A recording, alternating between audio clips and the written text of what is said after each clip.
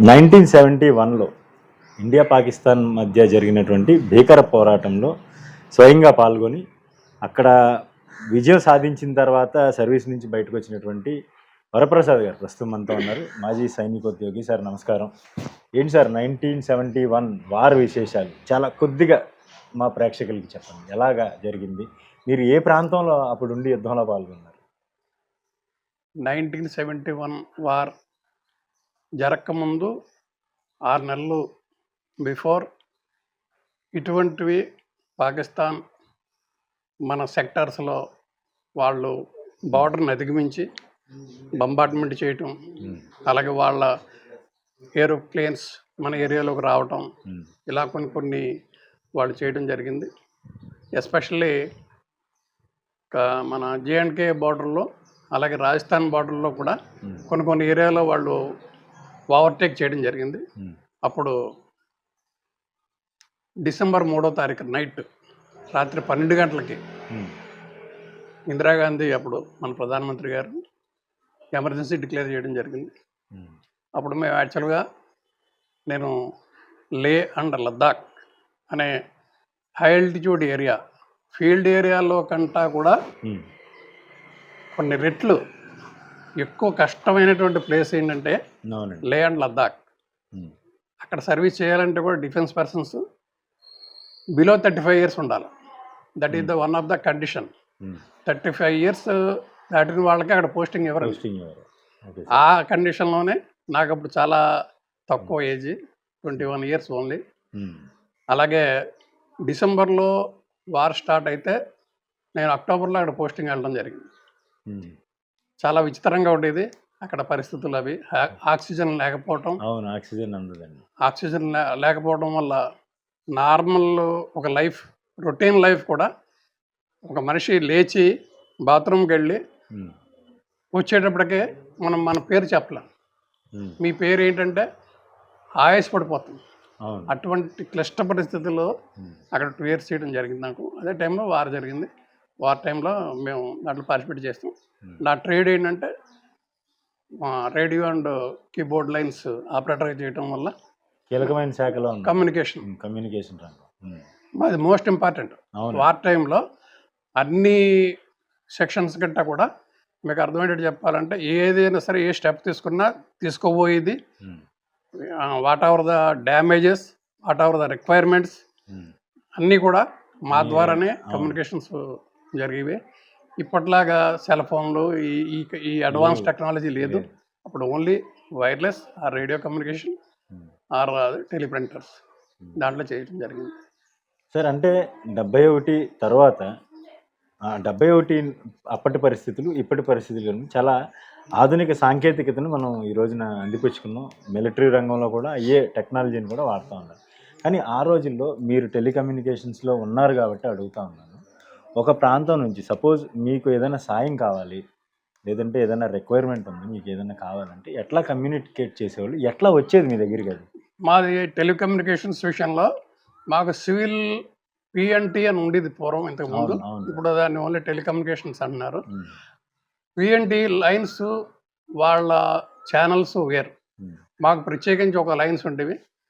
మాది ఎంతసేపు కూడా highly power 1 kilowatt, 2 kilowatts, 10 kilowatts అని చెప్పి వైర్లెస్ సెట్స్ ఉంటాయి. ఆ వైర్లెస్ సెట్స్ మీద కమ్యూనికేషన్ మీద ఉంటుంది. సపోజ్ ఒక వైర్లెస్ సెట్లో మేము ఆన్ డ్యూటీలో ఉండగా, ఫర్ ఎగ్జాంపుల్ నేను ఢిల్లీలో ఉండి పూనా నుంచి ఒక రిక్వైర్మెంట్ మనం టెలిప్రింటర్ మీద మౌంట్ చేసి హలో బ్రదర్ అని ఒక మెసేజ్ పెడితే జస్ట్ విత్ ఇన్ 1 minute పూనాలో రీచ్ అవుతుంది. వాళ్ళు hello brother how are you అని కొడితే 1 secondలో మనకి రీచ్ అవుతుంది. ఇవాళ సెల్ ఫోన్ కంటా కూడా అదే వేగం అండి. ఇవాళ మళ్ళీ చెప్తున్నాం, ఇవాళ సెల్ ఫోన్ కంటా కూడా ఏం చేద్దంటే ఇవాళ ఒక్కోసారి సిగ్నల్ ఉండొచ్చు, లేదా రకరకాల ప్రాబ్లమ్స్ వల్ల సిగ్నల్ కట్ అవ్వచ్చు కమ్యూనికేషన్. బట్ మాది కమ్యూనికేషన్ ఏంటంటే 100కి 120% గ్యారంటీడ్ కమ్యూనికేషన్. రెండవది, శత్రువు అన్నవాడికి మేము తీసుకున్న ఫ్రీక్వెన్సీ ఓన్లీ ఇండియన్ ఆర్మీకే తెలుస్తుంది. అది కూడా మా సిగ్నల్కే అర్థం అవుతుంది, ఎవరికి అర్థం కాదు. మా కమ్యూనికేషన్స్ అన్నీ కూడా డైరెక్ట్ ప్లేన్గా ఏది ఉండదు, అన్నీ కూడా క్యూ కోడ్ అని, జూలు కోడ్ అని, అలాగే మోర్స్ మోర్స్ కోడ్ అని, అవును సార్. అలాగే సైఫర్ సిస్టమ్ అని, ఇన్ని రకాల కమ్యూనికేషన్స్ నార్మల్ వ్యక్తికి కానీ, ఈవెన్ దో మా ఆర్మీలో పనిచేసి ఇతర శాఖల వాళ్ళకి కానీ ఉమ్, ఎవరికి అర్థం కాదు. Um, that is very important and very confidential. Um. అలా ఉంటుంది. ఓకే, జస్ట్ ఒక హాట్ లైన్ లాగా అనమాట అండి. ఇక్కడ ఫోన్ ఎత్తితే అటు మాట్లాడుకునే తత్వంలో ఇదివరకు ఉండేవి హాట్ లైన్స్ అంటారు. Complete all are communication based on wireless. Um. అంటే ఎటువంటి రహస్యాలు కూడా శత్రువులకు లీక్ అయ్యే అవకాశం ఉండదు. లేదండి. ఉండదు. 100% లేదు. ఉండదు. మా విఐపీస్ కూడా ఉమ్, హాట్ లైన్స్ అనేవి ఉంటాయి. అవును. అలాగే మేము డీల్ చేస్తాం కాబట్టి ఉమ్, మాది ఉల్టా ఫోన్ అని చెప్పేసి ఉండేది ఇంతకుముందు. ఒక జనరల్స్, ఒక కమాండర్స్, ఒక జిఓసిఎన్సి ఉమ్, అంటే ఒక ఏరియాకి వాడే బాస్, అటువంటి వాళ్ళు మాట్లాడినప్పుడు ఉమ్, ఏ ఫ్రీక్వెన్సీ అయితే మేము సెట్ చేస్తామో అవతల వ్యక్తికి తప్ప ఎవరు కూడా దాన్ని ఉమ్. క్యాచ్ చేయడానికి ఉండదు. ఒకవేళ ఇంటరప్ట్ చేసినా వాళ్ళకి పక్షి భాష మాదిరిగా అర్థం మాట్లాడే కాని భాష ఉల్టా ఉల్టా. Okay, okay. వినపడుతుంది తప్ప డీకోడ్ అర్థం చేయలేదు. చేసుకోలేదు, ఎవరు డికోడ్ చేసుకోలేదు. డీకోడ్ అంత మోస్ట్ ఇంపార్టెంట్ మాది communication. Okay sir. Okay sir. 71 వార్లో ఇంతకుముందు సారు వరప్రసాద్ మన రామారావు గారు కానీ నగేష్ గారు కానీ చెప్పినట్టు అప్పుడే మనం పిఓకి అని ఆక్యుపై చేయాల్సిన పరిస్థితి ఉంది, కానీ చేయలేకపోయామంటున్నారు. ఎట్లా సార్ 2-3 ఇన్సిడెంట్స్ ఏంటి మీరు అక్కడ ఫిజికల్గా ఫేస్ చేసిన ఇన్సిడెంట్స్ ఏమన్నా చెప్పండి. ఫేస్ చేసినంటే అప్పుడు మాకు యాక్చువల్గా సర్వీస్ తక్కువ కాబట్టి ఉమ్, బయట అంత నాకు అప్పట్లో నాలెడ్జ్ లేదు. Okay, okay. బట్ యాక్చువల్గా అప్పుడు చెప్పుకున్నది ఏంటంటే, మనం వాళ్ళు ఇంకా హ్యాండ్సప్ చేసేసారు ఉమ్, బంగ్లాదేశ్ వారు. ఉమ్. వార్ మన పేరు కూడా దాడిని తట్టుకోలేక. దాని 71 వార్ పేరు యాక్చువల్గా ఉమ్, ఆపరేషన్ క్యాక్టస్ లిల్లీ. ఉమ్. ఒక వారికి ఒక ఒక పేరు ఉంటుంది. క్యాక్టస్ మనకి లిల్లీ. తుఫాన్ వచ్చినప్పుడు సైక్లోన్ ఎలా ఉంటుందో అవును సార్. అదే మాదిరిగా దానికి సంబంధించిన మ్యాటర్స్ అన్నీ కూడా government of India ministry of డిఫెన్స్లో ఉమ్, దాని కమ్యూనికేషను, దాని పర్యవసానం అన్నీ కూడా ప్రత్యేకించి సెల్ ఉంటుంది. ఉమ్. ఒక్కొక్క వారికి ఒక సెల్ ఉంటుంది. Okay sir. కమ్యూనికేషన్ కూడా అంతే మాది. సార్ అయితే ప్రస్తుతం ఈ రోజు పరిస్థితికి వస్తే 4 రోజుల క్రితం చాలా దురదృష్టమైన సంఘటన జరిగింది పెహల్గాంలో. ఈ ఘటనలో మనం పరిశీలిస్తే చాలా అత్యాధునిక ఆయుధాలని మిలిటెంట్లు వాడిన పరిస్థితి కనిపిస్తూ ఉంది. M4 అనేటువంటి అత్యాధునిక రైఫిల్స్ని వాడారు వాళ్ళు. ఏంటి సార్ ఈ ఆయుధ సంపత్తి వాళ్ళకి ఎట్లా వస్తుంది, వీళ్ళకి ఫండింగ్ ఎట్లాగా? ఎస్పెషల్లీ మనం కాశ్మీర్ వంటి ప్రాంతాల్లో చూసుకుంటే అక్కడ జీవన స్థితిగతులు కానీ అక్కడ తలసరి ఆదాయం కానీ చాలా తక్కువగా ఉంటుంది. టూరిజం మీద ఎక్కువ శాతం, అంటే 80-90% టూరిజం మీద ఆధారపడి బతుకుతూ ఉంటారు. కానీ వీళ్ళకి ఎక్కడి నుంచి వస్తుంది ఫండింగ్, ఎక్కడి నుంచి వస్తుంది, ఆయుధాలు ఎక్కడి నుంచి సమకూరుతున్నాయి అంటారు?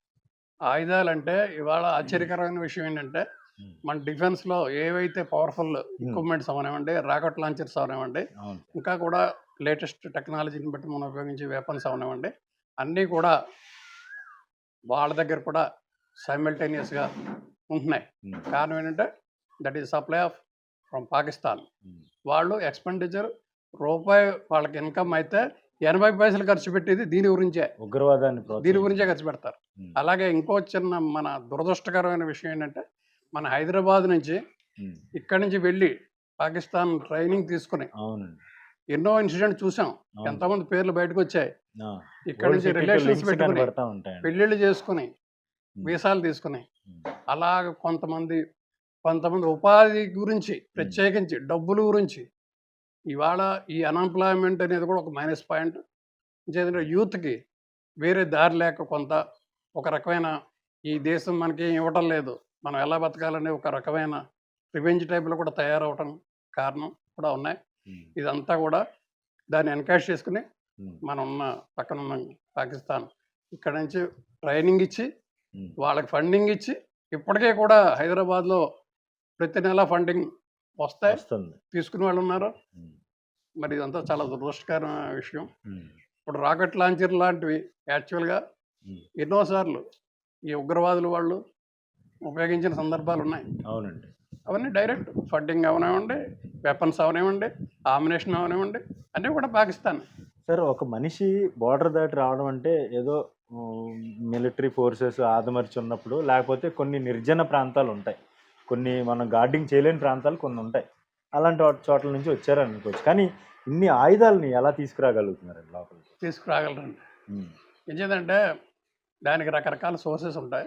ఉమ్. ఇప్పుడు బిఎస్ఎఫ్ కూడా కొంత పరిధి వరకునే ఉంటుంది. అవును సార్, బిఎస్ఎఫ్ చాలా అలర్ట్గా ఉంటుందండి. ఉంటారండి. బట్ ఏంటంటే బిఎస్ఎఫ్లో పనిచేసే వాళ్ళలో కూడా ఉండొచ్చు, ఉమ్. చెప్పలేం. ఇన్ఫర్మేషన్ ఇచ్చే వాళ్ళు ఎవరు? మన ఇంటి దొంగలే. ఉమ్. చాలా దురదృష్టం అండి ఇది. మన ఇంటి దొంగలే కొంత ఇన్ఫర్మేషన్ ఇస్తారు, వాళ్ళకి అకామిడేషన్ ఇస్తారు, వాళ్ళు సమర్థిస్తారు. ఇటువంటివి మన ఇండియాలో ఇది చెప్పుకుంటే చాలా సిగ్గుచేటు కూడా ఉంటుంది. మరి దేశం గురించి ప్రాణం ఇవ్వాలి తప్ప ఆ. ఈ దేశం గురించి ద్రోహం చేసేయటం అవును. అది సమంజసం కాదు. అంటే ఆర్మీలో కానీ, నేవీలో కానీ, ఎయిర్ ఫోర్స్లో కానీ, త్రివిధ దళాల్లో ఎవరు చేరాలనుకున్నా కానీ అమితమైన దేశభక్తి ఉన్న వాళ్ళే వెళ్తూ ఉంటారు. సాధారణంగా దేశం మీద, ఫ్యామిలీ మీద, పేరెంట్స్ మీద ఉన్న ప్రేమ కన్నా దేశం మీద ఎక్కువ ప్రేమించే, కానీ అలాంటి వాళ్ళు కూడా ఉంటారంటారా? దేశద్రోహం చేసే వాళ్ళు ఉంటారంటారా? ఉండొచ్చండి. ఉమ్. లేదంటే కొంతమంది ఇవాళ డబ్బులకి కొంత రకరకాలుగా పరిస్థితుల వల్ల ఉమ్. అమ్ముడైపోయిన వాళ్ళు క్యారెక్టర్ మనం ఎస్టిమేట్ చేయలేం. ఉమ్. బట్ ఇన్ఫర్మేషన్ లీక్ అవడం వల్ల డెఫినెట్గా కొంత లోకల్గా ఉండే ప్రజలు, స్థానికులు సపోర్టింగ్ లేకుండా ఎవరు ఇది చేయలేరండి. అవునండి. Definitely గా 1500 మంది స్థానికులను కూడా అదుపులోకి తీసుకున్న భద్రతా బలగాలు మొత్తం పూర్తి స్థాయిలో ఎంక్వైరీ చేస్తున్నారు. వాళ్ళు ఎలా వచ్చారు, ఆయుధాలు ఎలా వచ్చినాయి, ఎవరెవరు సపోర్ట్ చేశారనే దాని మీద కూడా లోకల్గా ఉన్న కొంతమంది సపోర్ట్ కూడా అని వినిపిస్తా ఉంది. డెఫినెట్గా ఉంటుందండి. అది లేకుండా ఎవరు అక్కడ వాళ్ళకి అకామిడేషన్ ఇవ్వందే వాడు ఇవన్నీ సెట్ చేసుకోవడానికి వాళ్ళకి ముందే ప్లానింగ్ ఉంటుంది. అవన్నీ ఇన్ఫర్మేషన్ లేకుండా ఎవరేం చేయలేరండి. సార్, కోవిడ్ తర్వాత ఆర్మీ రిక్రూట్మెంట్కి సంబంధించి గణనీయంగా, అనూహ్యంగా చాలా మార్పులు తీసుకొచ్చింది భారత ప్రభుత్వం. ఆ ఎఫెక్ట్ ఏమన్నా ఉంటుందంటారా దీని మీద? యాక్చువల్గా చెప్పాలంటే ఇవాళ ఇండియన్ ఆర్మీ గురించి చెప్పాలంటే గత 10-15 ఏళ్లలో ఇంటికి రిటైర్మెంట్ అయిపోయి వచ్చిన వాళ్ళ సంఖ్య, రిక్రూట్మెంట్ అయిన సంఖ్య తీసుకుంటే చాలా దారుణం అండి. ఇది రిక్రూట్మెంట్ లేదు, డైరెక్ట్ రిక్రూట్మెంట్ లేదు. లేకపోవడం వల్ల కూడా ఇటువంటి పరిస్థితులు మనకి సెక్యూరిటీ సైడ్లో అవనివ్వండి, బార్డర్స్లో అవనివ్వండి, సఫిషియంట్ స్ట్రెంగ్త్ లేకపోవడం వల్ల కూడా ఇది ఒక మైనస్ పాయింట్. దాని బదులు అగ్నివీర్ అని చెప్పేసి ఈ గవర్నమెంట్ తీసుకొచ్చింది. But Agniveer is not a permanent employee. వాళ్ళకి అంత రెస్పాన్సిబిలిటీ ఉండదండి. ఒక మనిషి మనం 30 ఏళ్ళు సర్వీస్ చేద్దాం అన్న వచ్చి ఉన్న ఒక రకమైన విశ్వాసంతో కూడుకున్న సర్వీస్ వేరు. ఇది 4 ఏళ్ళు చేస్తాం, 3 ఏళ్ళు చేస్తాం, మనం బయటకు వెళ్ళిపోతాం ఉండదండి. అప్పుడు ఒక కాంట్రాక్ట్ బేస్లో మాదిరిగా difference between contract base and permanent employee అదే మాదిరి. దానివల్ల కూడా కొంత మైనస్ ఉందండి. నిన్న ఎక్కడో చూశాను నేను, మేజర్ జనరల్ బక్షి గారు మాట్లాడారు. ఆయన చాలా అగ్రెసివ్గా మాట్లాడారు. 1,80,000 మంది సోల్జర్స్ని తీసుకోవాల్సిన స్థానంలో భర్తీ జరగలేదు అంటున్నారు. వాస్తవమేనంటారా సార్? కరెక్ట్ అండి, కరెక్ట్ అండి. కొన్ని వేల మంది సంవత్సరానికి బయటకు వెళ్ళిపోతున్నారు. మన గవర్నమెంట్ దానికి తగ్గట్టుగా రిక్రూట్మెంట్ తీసుకుంటే స్ట్రెంగ్తన్ అవ్వాలి. ఎంతసేపు లేటెస్ట్ టెక్నాలజీ ఉపయోగిస్తాం మనం, ఈ ఎక్విప్మెంట్ ఆ ఎక్విప్మెంట్ 10 మంది చేసే వరకు ఒకడే చేస్తాడు, పర్వాలేదు మన జీతాలు ఇవ్వక్కర్లేదు అనుకుంటే దాని పరిణామాలు బాగోదు. ఎప్పుడు కూడా స్ట్రెంగ్తన్ ఉండాలి. దీని మించిన ఇంకో డిపార్ట్మెంట్ అవసరం లేదు. ఇది మోస్ట్ ఇంపార్టెంట్ ఇండియాకి. అటువంటిది మరి దానికి ప్రియారిటీ ఇవ్వకుండా ఎలాగండి? ఇవ్వాలి. Yes sir, thank you very much sir. చాలా చక్కని విషయాలు చెప్పారు. Thank you. అయితే ఇండియన్ ఆర్మీ రిక్రూట్మెంట్ వ్యవహారంలో జరుగుతున్నటువంటి కొన్ని ఏమనాలంటే దీన్ని నిర్లక్ష్యం అనుకోవాలా, లేదంటే ఏమైనా అనుకోని, కానీ ఈ వ్యవహారంలో తీసుకోవాల్సినటువంటి సరైన చర్యలు తీసుకోకపోవడం వల్ల ఇండియన్ ఆర్మీ ఈరోజు ప్రపంచ దేశాలతో పోల్చుకుంటే చాలా బలమైన స్థానంలో ఉన్నప్పటికీ కూడా కొన్ని రిక్రూట్మెంట్ వ్యవహారాల్లో తీసుకున్నటువంటి కొన్ని నిర్ణయాల వల్ల కొంత బలహీనత కనిపిస్తూ ఉందని కూడా మాజీ సైనికోద్యోగి చెప్తా ఉన్నారు. అయితే ఈ వ్యవహారంలో కఠినంగా ఉండాల్సిందే. ఎందుకంటే పాకిస్తాన్ వ్యవహారంలో చూసుకుంటే పాకిస్తాన్ తనకు వచ్చే ఆదాయంలో 80% అటు మిలిటరీ ఫోర్సెస్ని కానీ, అటు మిలిటెంట్ల వాళ్ళని తీర్చిదిద్దడంలో కానీ వెచ్చిస్తూ ఉంది. కానీ మన భారత ప్రభుత్వం 13 లక్షల సైన్యం మనకు ఉంది. కానీ జరగాల్సిన స్థాయిలో ఎక్కడైతే రిటైర్మెంట్ ఎంతమంది ఉద్యోగులు బయటకు వెళ్తూ ఉన్నారో అదే స్థాయిలో ఇన్పుట్ కూడా తీసుకోవాల్సిన అవసరం ఉందని కూడా ఆయన చెప్తా ఉన్న పరిస్థితి. హలో, తెలుగు రాజ్యం ఛానల్ చూస్తున్నారా? సామాజిక, రాజకీయ, జీవన చిత్రణే తెలుగు రాజ్యం. అతిశయోక్తులు అసత్యాలు ఉండవు. రాజకీయ కోణం కాదు, ప్రజా కోణమే కొలబద్ద. తెలుగు రాజ్యం వీక్షణ మీ ఉత్తమ అభిరుచికి నిదర్శనం.